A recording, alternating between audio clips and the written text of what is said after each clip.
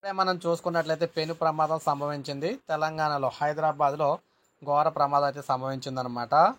హైదరాబాద్ హయత్ నగర్లోని లక్ష్మారెడ్డిపాలెం వద్ద తెల్లవారుజామున రోడ్డు ప్రమాదం చోటు చేసుకుంది. ఈ ఘటనలో ఇక్కడ డీసీపీ బాబ్జీ అయితే మృతి చెందారనమాట. లక్ష్మారెడ్డిపాలెం మైత్రి కుటీర్లో నివాసం ఉంటున్న బాబ్జీ ఉదయపు నడకకు వెళ్ళారు. ఆ క్రమంలో విజయవాడ జాతీయ రహదారి దాడుతూ ఉండగా ఆర్టీసీ బస్సు ఆయన అయితే ఢీకొట్టింది. ఈ ప్రమాదంలో డీసీపీ అక్కడికక్కడే మృతి చెందారు. పోలీసులు ఈ ఘటనపై కేసు నమోదు చేసి దర్యాప్తు చేస్తూ ఉన్నారనమాట.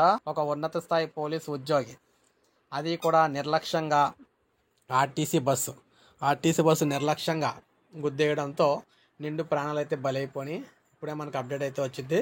ఒక లైక్ చేయండి, అందరికీ తెలుస్తుంది. సబ్స్క్రైబ్ చేసుకోకపోతే మన ఛానల్ సబ్స్క్రైబ్ చేసుకొని ఫాలో అవుతానండి. ఇలాగే మీకు లేటెస్ట్ అప్డేట్స్ అన్నీ కూడా నేనైతే అందిస్తూ ఉంటాను అనమాట, ప్రతి అప్డేట్ కూడా.